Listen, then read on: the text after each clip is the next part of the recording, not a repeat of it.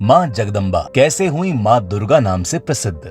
जैसा कि हम सब जानते हैं कि इस संसार को चलाने का भार खास तौर से 3 देवताओं के ऊपर है, जिन्हें हम त्रिदेव के नाम से भी जानते हैं, जो हैं ब्रह्मा, विष्णु और महेश। अगर हम दूसरे शब्दों में बात करें तो ये कहना गलत नहीं होगा कि इस संसार को चलाने के लिए इन 3 देवताओं का अपना अलग अलग विभाग बटा हुआ है। जैसे परमपिता ब्रह्मा को इस दुनिया का रचनाकार, भगवान विष्णु को इस दुनिया का पालक और रक्षक, और महादेव शिव को इस दुनिया का संहारक कहा जाता है। लेकिन इन सबको भी संसार को चलाने के लिए शक्ति की जरूरत होती है। खुद भगवान विष्णु और शिव ने कहा है कि वे शक्ति के बिना अधूरे हैं, शक्ति के बिना उनका कोई भी काम पूरा नहीं हो सकता। शक्ति से हमारा मतलब उन आदि शक्ति माँ भगवती जगदम्बा से है, जो अपने अलग अलग रूपों में देवताओं के साथ तो रहती ही है, साथ ही वो अप्रत्यक्ष तरीके से हमारे साथ भी रहती है। वैसे तो माँ के बहुत से रूप और बहुत सारे नाम हैं। जैसे माँ के जिन 9 रूपों की पूजा नवरात्रि पर की जाती है वो हैं शैलपुत्री, ब्रह्मचारिणी, चंद्रघंटा, कूष्मांडा, स्कंद माता, कात्यायनी,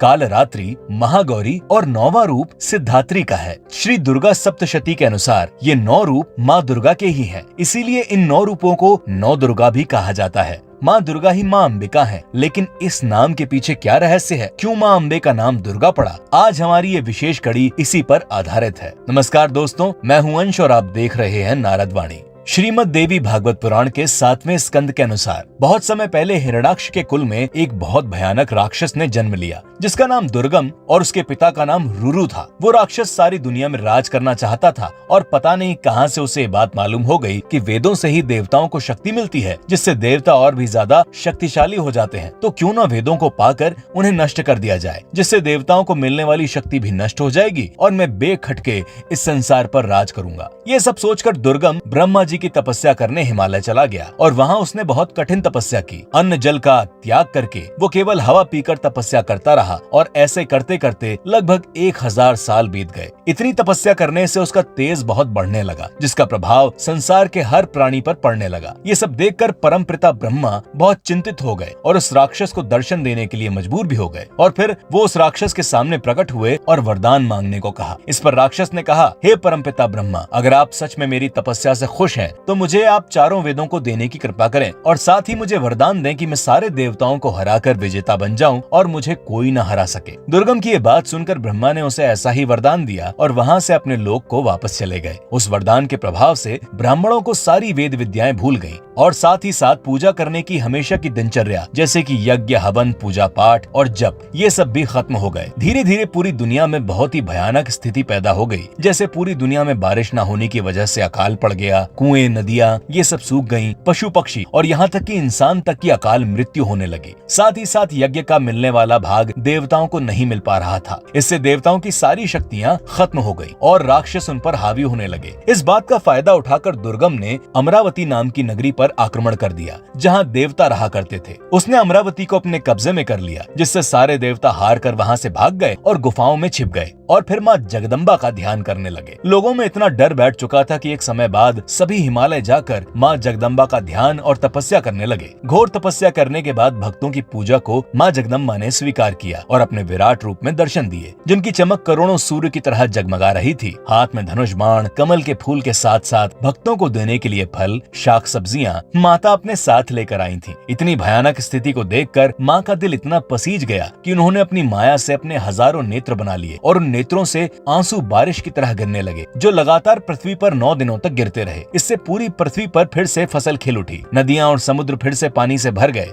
और चारों तरफ से अकाल की समस्या खत्म हो गई। ये सब देखकर सारे भक्त और देवता बहुत ज्यादा खुश हुए और उन्होंने माँ से कहा, हे माँ, आप बहुत ही दयावान हैं। हमारे कष्टों को देखकर आपने अपना 1000 नेत्रों वाला रूप बना लिया, इसीलिए हम आज से आपको शताक्षी नाम से पुकारेंगे। साथ ही साथ आपने हम भूखे भक्तों को अपने हाथ से फल और अनेक तरह की शाक सब्जियां भी दी हैं, इसीलिए आपका एक और नाम आज से शाकंबरी भी हो जाएगा। अब आपसे विनती है कि कृपा करके असुर दुर्गम से चारों वेद आजाद करवा दीजिए, जिससे संसार की दिनचर्या सही ढंग से चलने लगे और देवताओं को अपना स्थान फिर से मिले। ये सारी घटनाओं की सूचना उस दैत्य दुर्गम को पता चली तो उसने अपने लाखों सैनिकों को देवी माँ पर आक्रमण करने के लिए भेजा। ये सब देख माँ जगदम्बे ने भी अपनी अनेक शक्तियाँ प्रकट की, जैसे कलिका, तारिणी, बाला, त्रिपुरा, भैरवी, छिन्नमस्ता जैसे नाम वाली 32 शक्तियाँ और फिर 64। ऐसा करते करते न जाने कितनी शक्तियाँ प्रकट हो गयी। 10 दिनों तक बहुत ही भयंकर युद्ध हुआ, जिसमें जिसमें दुर्गम की ये सारी सेनाएं मारी गईं। 11वें दिन दुर्गम खुद देवी माँ से युद्ध करने आया। माँ जगदम्बा और दुर्गम के बीच बहुत भयंकर युद्ध हुआ और फिर माँ ने अपने पैने बाणों से दुर्गम के सीने को चीर दिया, उसके दोनों हाथ काट डाले और इस तरह उसका वध कर दिया। दुर्गम के मरते ही तीनों लोग खुशियों से झूम उठा। देवताओं ने माँ पर फूल बरसाए और इसके बाद माँ ने उन वेदों को आजाद करवा के देवताओं को सौंप दिया और कहा, हे देवताओं और मेरे भक्तों,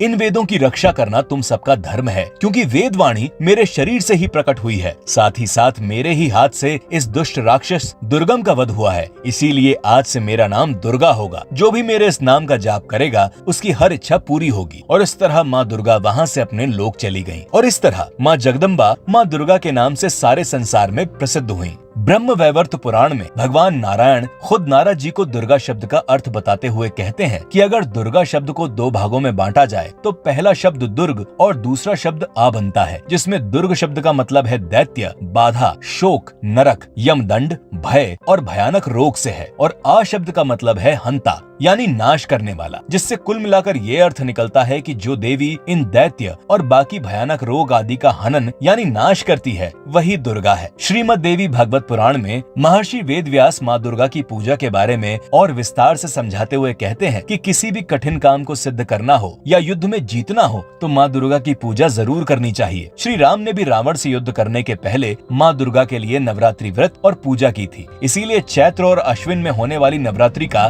बहुत महत्व होता है। इन दिनों माँ दुर्गा की खास पूजा करनी चाहिए। खास तौर से इन दिनों में 8 भुजाओं वाली माँ दुर्गा के रूप की पूजा करने से बहुत ही अच्छा फल मिलता है। साथ ही साथ कम से कम 2 साल की उम्र वाली कुंवारी कन्याओं की पूजा करनी चाहिए और उन्हें भोग लगाना चाहिए। नवरात्रि के 9वें दिन 9 कुंवारी कन्याओं की पूजा से बहुत ही ज्यादा पुण्य मिलता है। कुंवारी कन्याओं के बारे में और विस्तार से बताते हुए वेद व्यास जी कहते हैं कि कम से कम 3 साल की कन्या को त्रिमूर्ति, 4 साल की कन्या को कल्याणी, 5 साल की कन्या को रोहिणी, 7 साल की कन्या को चंडिका, 8 साल की कन्या को शांभवी और 9 साल की कन्या को दुर्गा और साथ ही साथ 10 साल वाली कन्या को सुभद्रा माना गया है। और इसके ऊपर की आयु की कन्याओं की पूजा नहीं की जाती। वैसे तो नवरात्रि के 9 दिनों तक व्रत रखने का नियम बताया गया है, लेकिन अगर कोई व्यक्ति पूरे 9 दिन का उपवास नहीं रख पाता तो उसे कम से कम सप्तमी, अष्टमी और नवमी के दिन का उपवास जरूर रखना चाहिए, जिससे उसे नवरात्र व्रत का पूरा फल मिल सकता है। तो ऐसे थे कुछ खास नियम जिनका हमें खास तौर से नवरात्रि के व्रत में पालन करना चाहिए। आज की ये वीडियो आपको कैसी लगी कमेंट में जरूर बताइएगा। साथ ही ऐसी और रोचक कथाओं को जानने के लिए आज ही सब्सक्राइब करें नारद वाणी। नमस्कार।